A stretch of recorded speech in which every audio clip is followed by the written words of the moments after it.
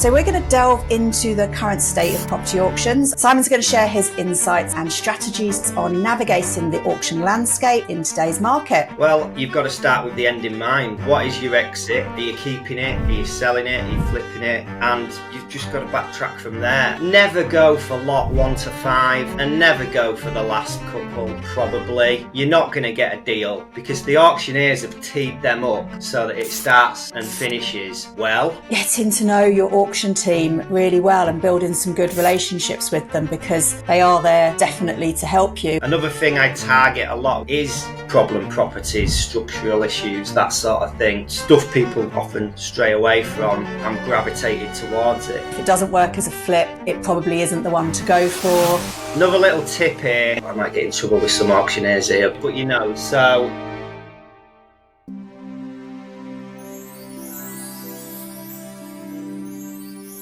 Building wealth through property isn't about chasing big deals and paydays. It's about owning assets that make money for you consistently. But figuring it all out on your own, that's where most people get stuck. That's why we created this Property Life membership. It's everything we wish we had when we started. Expert guidance, real-world case studies, and a private community of investors actually doing deals, not just talking about them. So you could spend years trying to piece it all together yourself, or you could plug into a system that's already working for our community. Check out our membership page at This Property Life. Everything you need to know is right there. Success is a team sport. Come join in. Hello, I'm Sarah Blaney, and in today's episode of This Property Life, I'm joined by investor Simon Duckworth, director at Triangle Property Solutions. With a wealth of experience in property, from flipping properties to developing HMOs and BRRR strategies, Simon has really honed his skills in sourcing and acquiring properties through auctions. So we're going to delve into the current state of property auctions. Are they still the go-to place for investors seeking deals, or have they become more advantageous for sellers? Simon's going to share his insights on navigating the auction landscape, the importance of due diligence, and strategies to identify genuine opportunities in today's market. Simon, I've rarely bought at auction, but I've often sold at auction. Am I missing a trick? Before we jump in, let's tackle one of the biggest hurdles for property investors: finding the best buy-to-let locations for top returns. Over the years, we've helped countless individuals pinpoint the most profitable locations and maximise their rental income. To make it easier for you, we've put together a free guide to buy-to-let hotspots for 2025, designed specifically for you to understand the market, stay ahead of the trends, and it even includes a list of our top 10 locations in the UK. Get it now for free by clicking the link in the description below and start building your property portfolio today. No, not at all. First of all, thanks for having me on, Sarah. You're welcome. And apologies about being a little bit blurry there. You're crystal clear compared to me, but technology. Yeah, so anyone watching us on YouTube, Simon's way more handsome in real life. He's a little bit blurry today, but the content will be just as good. Good question. I'm the opposite to you then. So I've never sold in auction. I've only ever bought from auction. So yeah, there's definitely deals to be had buying at auction. The auction world there's never a dull day in the auction world. So I'm in Leeds, and we've got sort of two large traditional auction houses up here. We have Pew and we have Auction House West Yorkshire. I worked at Auction House West Yorkshire for 6 years, so I know the ebb and the flow and the ins and outs. It's good to know an auction from a seller's aspect as well as from a buyer's aspect. But obviously there's such a range of customers and clients and situations which force stock into an auction. Obviously, you've gone into an auction to try and sell to make a profit, or to try and get rid of a potential problem property or something that's not performing, I'm guessing. It was actually, I sold quite a few stuff just after the COVID times when you could literally I was throwing turnkey HMOs into auction and getting more than I would have done on the open market. That is really good. I've obviously seen both sides, and there's definite an element of you've got to be confident with that strategy. You need to be going in low enough to prick everybody's ears up and to really get the interest. And on so many of occasions, I've seen people win with that strategy where they put something in so much lower than what you would expect it to go for. And surprise, surprise, more often than not, everybody takes the bait. But obviously, every strategy that you see, well, you see the opposite strategy. You see where people need to clear a certain amount, whether it's on the mortgage or, you know, or private finance or whatever, and they need to hit that number. And, you know, your guide can only, well, there's two types of guide. I'm not sure if you're aware, but there's the standard guide, which is just a price, and your reserve cannot be more than 10% higher. Or there's what we call a bracketed guide, which is a to and from price. And if you've got a to and from price, you can't use the 10% rule on that. So it's got to be within the bracket. And yeah, you know, I've seen people struggle with that strategy when they need to hit a certain number because you're just not getting the demand. Me personally, for about the last 5 or 6 years, I've operated in a space where I'm not in the room. I'm never in the room anymore. I'm in pre-auction space where you can pick up the phone, you can talk to your auctioneers, you can say what is not performing.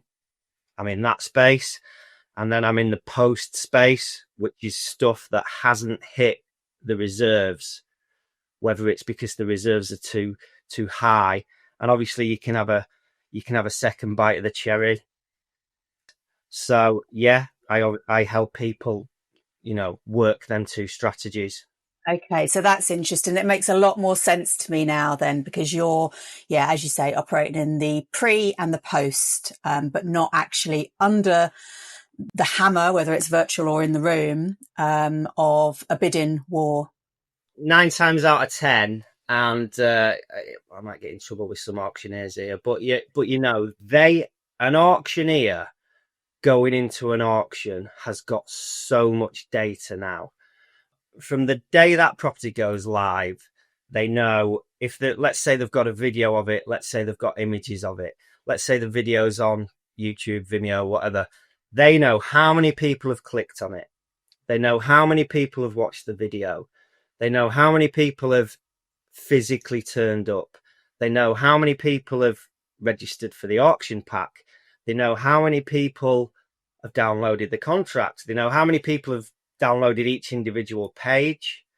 And then on the auction day, obviously ever since COVID and auctions got turned upside down, back in the day, you'd have your fingers crossed as to how many people were going to turn up in the room. And right now, I think there's only the London auctions that have literally decided to go back into the room. So right now, even on the day of the auction, you know how many people have registered for it. You know how many people are live as the lot comes up in the room, and you know how many people are ready to bid. Yeah. So there are, you know, how many data points of it? I've probably mentioned about 10 different data points there. You know, an auctioneer can literally tell you how many they're going to sell before they've got on the lectern. And so presumably, because of all that data that they've got and in the run up to, and obviously on the day, they can pull houses or properties out of auction if no one's downloading the legal pack, no one's registered against that property, because they pretty much know it won't sell at auction if no one's downloaded. Yeah, they can, and they do. You know, oh, there's a legal pack issue. That one will be back in next month. You know, we've all heard that one before. And in some instances, especially for a lot of what we call corporates, which are your old-fashioned repos, sometimes the auctioneers need them to go through and need them to not sell so that they can knock on the door of the client and go, we told you you'd valued this one a little bit high. Because from the corporate world, auctioneers often literally get dictated the price. Right. and their valuation may be different to that price. And it's sometimes a case of, do you want the lot or not? Especially, I guess, if it was a portfolio of corporate repo sales, where Exactly. a few of them were priced, as you say, a bit unrealistically. They'd have to take the whole lot, wouldn't they? If you're a franchisee like Auction House, for example, some of their deals will get done by head office. So we've done a deal with, a mortgage company, insert name. We're gonna get their corporate stuff, and this is the deal that's been done. Where in an ideal world, everyone would be a private client. The private client had come to the auction house. The auctioneer would go and value it. They'd give their recommendations, and the customer would take their recommendation. Yeah, absolutely. What you said at the beginning there was, well, I buy pre-auction or post-auction. It strikes me that the key to success in both of those is probably, well, apart from obviously identifying the opportunity, running your numbers and knowing that it's a deal, but it's also a good relationship with the auctioneers and the team at the auction house. Would you say that's right? I would say 100% right. I've been in the space such a long time, and I've seen staff move between the two larger ones up here. I'm just used to having them conversations, and don't be afraid of picking that phone up. The auctioneers and the teams behind them, they're there to help you and to help their client. Don't be scared. Yeah, I think the difference that I've found, properties that are in an auction situation and properties that are in a non-auction situation, and the agents for both, even in the busy times, an auctioneer's team will give you more time, and they'll give you more information and more love, basically, than perhaps a traditional estate agent. And I guess the point being is that they're against a deadline. So they've got a date when a lot of lots are going to go to auction, and it all needs to happen on that day. So the more pipeline they can get of potential buyers for that deadline is important. Whereas an estate agent, it's typical that, well, another buyer will be along next week, so I'm not going to give you as much love as I could because I'm not up against that hard deadline.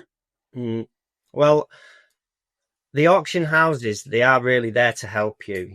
We all know that in legal packs, especially special conditions contracts, that there's hidden fees and things like that.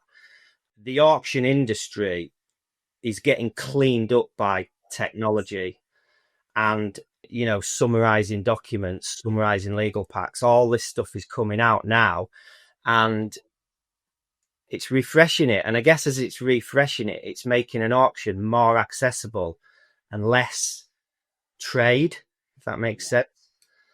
But on many occasions, I've had deals for clients where I've said to the auction house, I've got a client here, we've worked on it together, they're ready to pay the deposit. They're ready to pay the 10%, which is what you pay on the hammer. Auction fees, 10% usually. Sometimes an additional buyer's premium if it's applicable to that lot. And say most of the occasions, the auction houses turn around and they say, no, we want your client to come up. We want your client to view the property, or we want your client to at least tell us that they're happy to take your viewing before we take the money off them. So they're not as, underhand, dark arts, money-based driven as you might think. They've got their reputation. We've all heard auction horror stories. They don't have to happen, What due diligence do you do when you're looking for properties for yourself or for your clients? Well, you've got to start with the end in mind. What is your exit? Are you keeping it? Are you selling it? Are you flipping it? And you've just got to backtrack from there. One thing with an auction is once you've done your due diligence, your spreadsheet, worked out your cost per square foot data, calculated against other similar things that you're trying to replicate.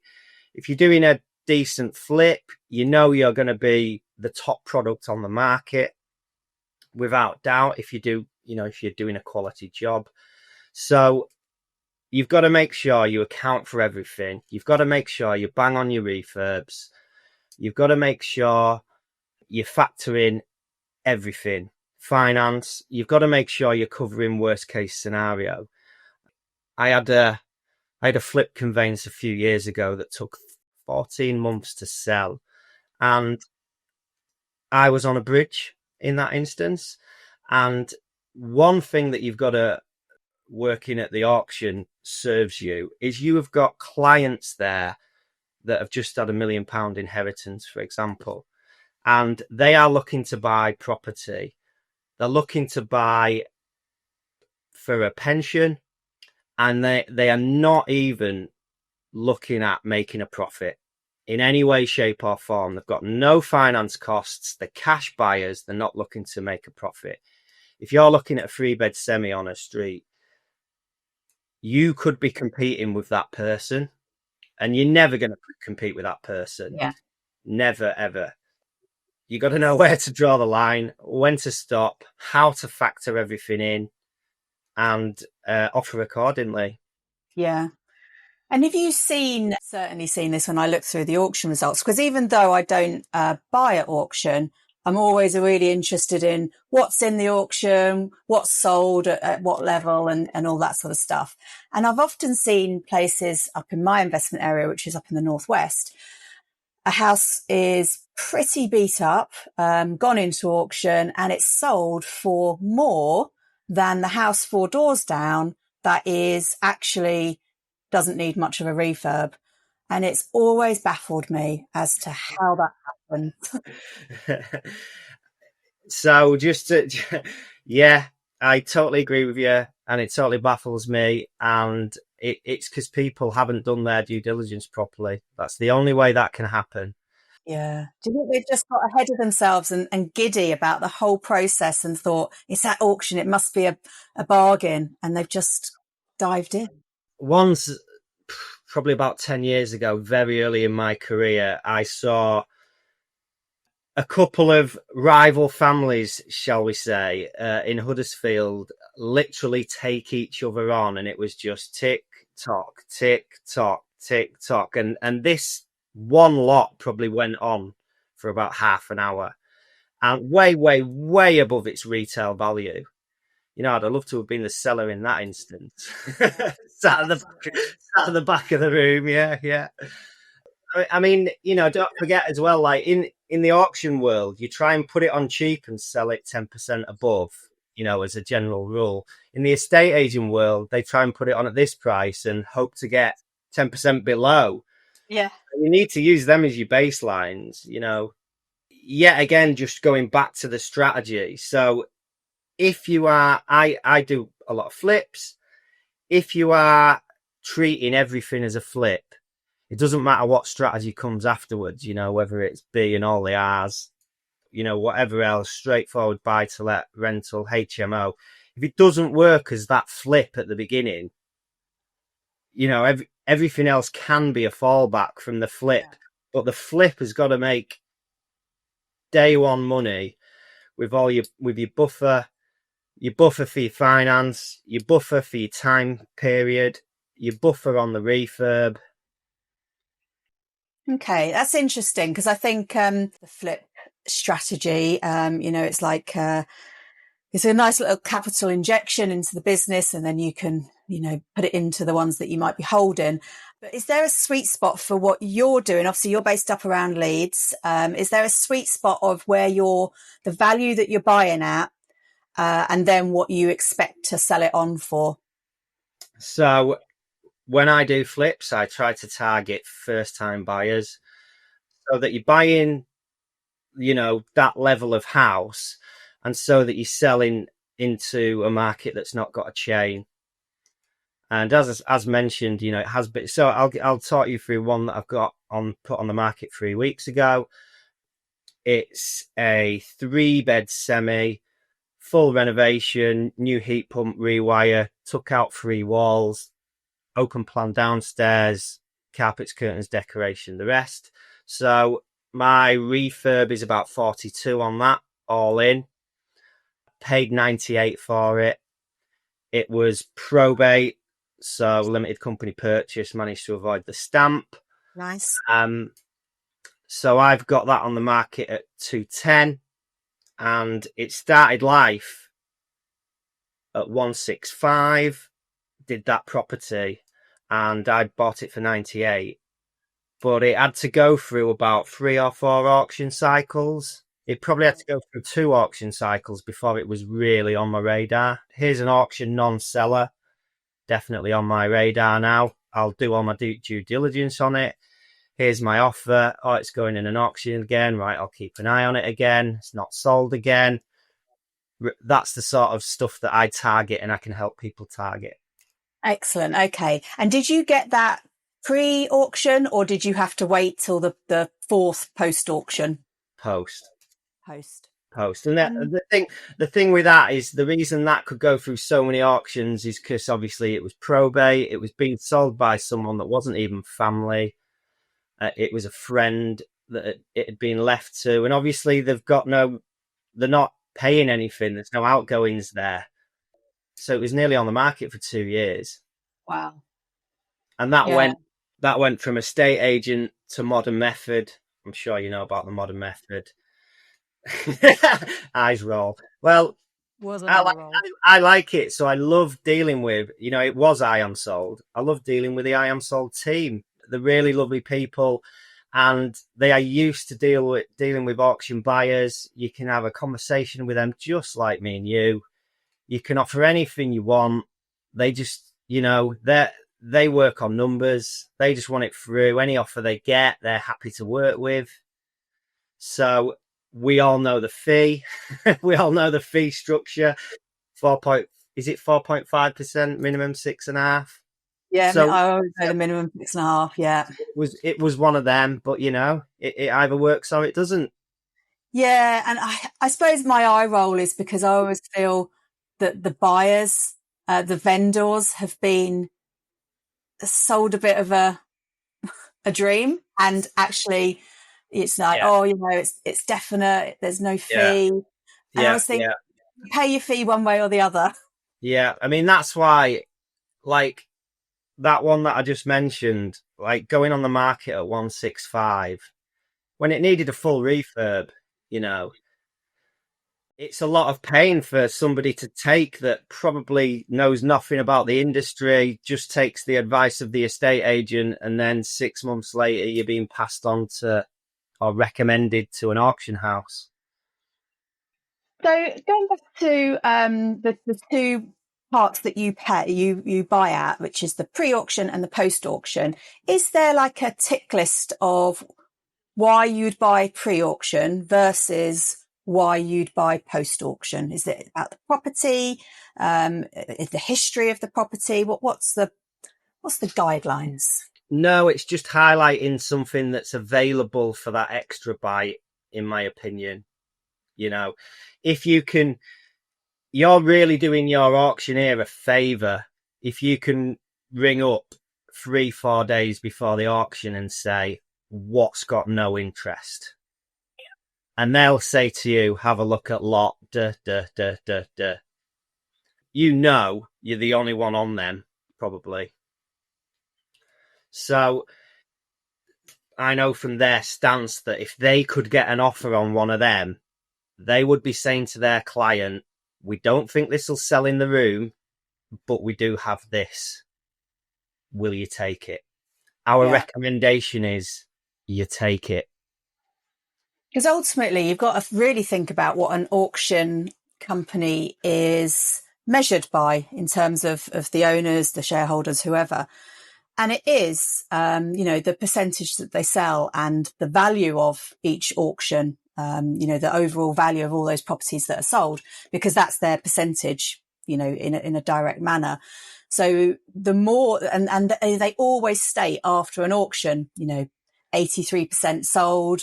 Yeah. Value of blah, blah, blah. So if that's the 2 things that's important to them, that they're very motivated to get these things gone. So I think it's a definite top tip there, where you've said, ring up a few days before and ask what's not got interest, because you're helping everybody out. Absolutely. And just on that as well, so they don't release them figures that you just mentioned until probably 5 days after the auction. So that's giving them all the time to deal with the unsolds under auction conditions. So yeah, that is where we can come in. Yeah. And then when you're buying pre-auction, post-auction, have you able to negotiate any of the auction conditions? Or are you still sort of set by them? Yes, I've got extensions for longer. Take the weekends out of it. Some are 2 weeks, average is 4 weeks. I am sold says 56 days, but it's more like whatever you want as long as it happens. Yeah. Really, as long as it's happening for both sides, everyone's happy. I have got extensions, free extensions, but at that point it's solicitor to solicitor, so it's not really me. Yeah, sure. But you just got to keep the auction house in the loop and they're happy with it. Because otherwise no, as soon as it's gone to solicitors, it's left the auction house. It's off that plate.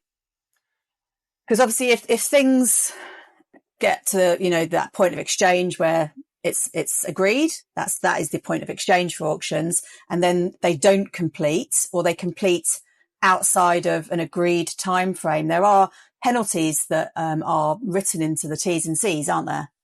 Yeah, there is all sorts, and it's down to whether they are exercised by the solicitors. So what I was saying earlier about things getting cleaned up, what's her name? Jade Jade that's just left EIG. She's set up the AI auction pack. What's it called? There's too many different doc things. There's doc. It's not Doc Hub. It's not DocuSign. It's Doc something else. But sorry, Jade. Legal packs where they try to write numbers in instead of having them in as numbers, right. Just to try and hide in fees. So, like different software that in the past, there's been solicitors that will scan documents into a legal pack, so that you can't command and search the document for the numbers. With software now, you can generally scan that on everything, so you can put it 100,000, £, search numbers, search, and it'll bring it all up. Yeah, so AI is helping with those more sneaky little things that are going on. Yeah. I mean, what's interesting is the more stuff gets cleaned up, like, where's the bad stuff going to go? Do you know what I mean? It's still going to be there. It's still going to be for sale. I guess it's just going to lose its value a little bit more, which is obviously a good thing, because more money to throw at the problem or to fix whatever the problem is. Another thing I target a lot, which I've not mentioned, is problem properties, structural issues, that sort of thing. Stuff people often stray away from. I'm gravitated towards it. So is that because you've got a good build team that can rectify it at an efficient price? Yeah. And we've got experience at doing it. Yeah. And obviously, that, let's take an average auction catalogue on my patch. So there might be 50, 60 lots in it. Straight away, half of it instantly discounted. And that's what you need to know. You can't presume everything in an auction is a deal simply because it's in an auction, because it isn't. Instantly discount half of it, 10% of it's going to be left over. So with the 40% that's potentially there to look at, what type of property do you want? Gone. And very quickly, you might only really have 6 or 7 to do DD on. 10%, yeah. And do you get a solicitor to look at all your legal packs, or are you now at that level where you pretty much get it yourself? Thousands. Yeah. But if I had a query, my solicitor wouldn't charge me for the query. And when you're buying your stuff at auction, even if you've had a slight extension to that completion period, how are you actually funding? Because obviously you've got a time period, you've got to keep to it. So generally anything mortgage purchase is not going to It's not going to fly in these days of conveyancing. And even bridging can take a while. So how are you doing most of yours? I've seen clients, colleagues, I've seen people buy at auction with a mortgage. 100% not that would stress me out too much. Yeah. I would be terrified, but I have seen it done. So for me, bridging and private finance, working with JV partners is much preferred. Simpler, easier. You can use one solicitor that you're both happy with that can do dual representation. Bridging, I've done bridging quick and I've done bridging slow. It can be so clunky, you know.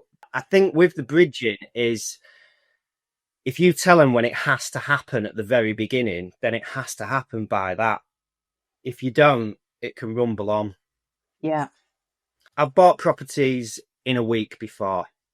It can be done. And what are you doing on the searches if they aren't in the legal pack? Are you just getting an indemnity insurance against that? I've done that. I've paid for searches myself that weren't there. So both. Yeah. You can usually get them all pretty quick, except the council one anyway. Just going back to the auction and back to how much cleaner they are getting. It's rare now that there's documents missing. Yeah. Okay. So definitely a strategy that's working brilliantly for you, but only because you're very focused on not being actually in the room, building great relationships and obviously doing an awful lot of analysis and knowing what you're going to do with the property. So do you think that end strategy, do you think the flip market is the best and overall, or, you know, are you holding some of these things as well and transferring them into HMOs, etc.? So I try and do whatever is best for that asset. You know, like myself, I know you've got HMOs. If you get the right floor plan, you get excited, don't you? You're looking at which walls are coming out and what's getting extended and where the bathrooms are going. And you just naturally get a floor plan that adds to that. And then in the same focus, if you've got a nice 3-bed semi in a half decent area, you know that it's just going to be a really nice first time buyer property. And then if you've got a mid terrace in an area that's not quite as good, you know that's going to be a great rental. Yeah, exactly. So have you ever bought off the cuff at an auction? Because I know people who have, and sometimes it's been okay and sometimes it really hasn't. But have you ever got excited? What I have done at the auction, so we're going back a few years because this is pre-COVID when we were in the room, and there was a basement in a mill, and I thought an amazing, like the flats had all been converted above it, and this was the whole basement, and I thought you can squeeze another one in there, you could put your bath. It was on a hill as well, so if you're looking like that, so I had to put the bathrooms at the back, so there was no natural light, get them out either way, and then all the light was mainly at the front. But it was a really nice project. Anyway, going back to what I originally said about the auctioneers having so much data, one thing that the auctioneers do is they map out the catalogue so that it ebbs and flows in the way that they want the auction to ebb and flow. So it starts with a bang and it finishes with a bang. Another little tip here.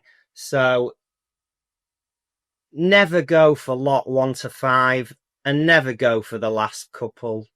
Probably you're not going to get a deal because the auctioneers have teed them up so that it starts and finishes well. Yes. Especially lot 1. Yeah. So showstopper. Yeah. So when I was working at the auction, I used to be involved with doing, opening the doors, letting people do the viewings. That'd be great because I'd be on the viewings, listening to everyone else, listening to them spout rubbish, listening to people go on about, structural this, structural that, listening, just taking it all in basically. And this mill conversion, so because I was front of house at the auction, I couldn't bid in the room. I had to put a proxy in, thinking absolutely no chance. We did 3 viewings there. We had about 40 people through the door. Absolutely no chance, but here's my proxy. Anyway, I won it. I won it, and I didn't even know I'd won it because I was on the front desk at Ellen Road Football Stadium, which is where we used to do it. Yeah. Yeah. It was a great project. That great conversion. We ended up, because the walls of the mill were so thick, we had to build a frame within the building to do the conversion into, if that makes sense. Right. Okay. Creating a obviously solid mill, no cavity, nothing like that. So we had to create the cavity, put an alley frame in, insulate off the alley frame, and then build our flat like that. So good project. That made about 50k that, and we turned it around in about 12 weeks. Nice. Do you wish you'd put your proxy in a little bit lower? Because I'm always thinking, if I'd won that, I went too high. I think I got it at the reserve, which is the cheapest it was allowed to go for, which I just never thought I'd get it for that. Now, obviously, because of the structure of that mill, as you've just described, maybe that at the end just put people off and they just got a bit scared. Doing the auction job for all them years put me in the right place at the right time. Yeah. And it gets you additional information. So there was actually a survey in the property on the windowsill, which was about 50 pages long. I read every page of that survey. No one else touched it. So, but I probably got there half an hour earlier before everyone else because I had the keys. Yes. Yeah, of course. So there you go. Some top tips again, Simon. Get yourself into your local auction house and start working for them, because you'll learn an immeasurable amount of valuable advice there as well. But yeah, so, and I think that raises an interesting point for me, because I think people go into auctions and they probably have one thing on their radar, and it will often, I've heard so many people say, oh, I got bidded out within like 10 seconds. And then it's kind of like, oh, there's a lot of work that I've just done, spent a day, at the auction or whatever it is, and I've come out with nothing. Whereas you're going into this, potentially with a few of those projects at each auction, whether you're either doing it post or pre. So you've widened the amount of opportunity that you've got. And also you've got to remember that most people are going in with only just one property in mind. And if they win it, they're out of the picture then for everything else. So doing what you've just said is so exhausting, and you would put so much effort in for so little gain that you'd probably attend 3 or 4 auctions, not win the one that you're going for each time, and give up as a bad job. Whereas I do teach an auction strategy to people, and we try and work out, let's say 4 or 5 to go for in any one catalogue, so that we're good, we've done our numbers, we're happy, we've accounted for everything, we're registered and logged in potentially for all 5 of them. It's ideally on their patch, ideally, depending on, maybe not if you're London. Yeah. And then hopefully you'll get the one you want. But another thing that you really can't forget in that scenario is, you all know the one you really want is going to be last. And the one that you don't really want is going to be first out of the 5, let's say. But you've got to go for it. Yeah. Well, it's a volume game, as is so much in property. It's about action and persistent action, isn't it? Rather than one-off gestures. Yeah, better to come away with number 5 than none. Yes. Yeah. Hold out for number 1, that's the one you want the most, which is the one that's last, and you might not get it. Yeah. So, we've heard some really good tips, I think, there from Simon. Always keep the end in mind. If it doesn't work as a flip, then, it probably isn't the one to go for. The whole ebb and flow of the catalogue ordering is a really good one. Buying pre-auction, buying post-auction. getting to know your auction team really well and building some good relationships with them, because they are there definitely to help you. Have I missed any of the big ones that we've spoken about? The auction team are great. Get to know them. They're not as scary as estate agents. They're not front of house. They're not in a glass office, you know. Yeah, get to know them. And no, I don't think you've missed anything. I mean, one thing I was going to mention is my deal clinic. I do 1 hour one-to-ones with people, just to make sure everything we've discussed is done from somebody else's perspective, so that you can go into the auction with confidence. Every man and his dog, don't matter what you do, how much due diligence you do, you can get analysis paralysis these days, because the more technology that becomes available, you know, you could end up with 5 or 6 different reports from different software providers these days. So you just need to have the confidence that you've done it right first time and you're going for it. Yeah, definitely. To just put all the effort in, to put 5 hours into a deal, do the due diligence, and then bottle it at the final hurdle. Don't do that. Ring me. Ring me. I'll double check it. We'll do it together. We'll go through the process and you'll go through it.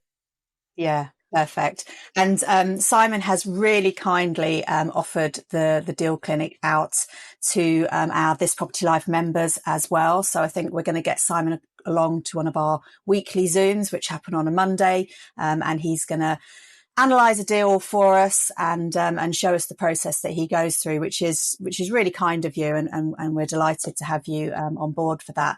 So if you want to get in touch with Simon, you can do so via trianglepropertysolutions.co.uk. Perfect. And if you want to join up to the This Property Life membership and come along to one of Simon's deal clinics at one of our weekly Zooms, which are Mondays at 7:30, then just head to our website, and there's a trial that we're offering at the moment where you get 60 days for free. So yeah, it would be great to have you on board, and I've loved talking to you today, Simon. I've picked up some good tips and tricks myself, and look forward to chatting with you very soon. Great stuff. Yeah, thank you, Sarah. Absolute pleasure to be on.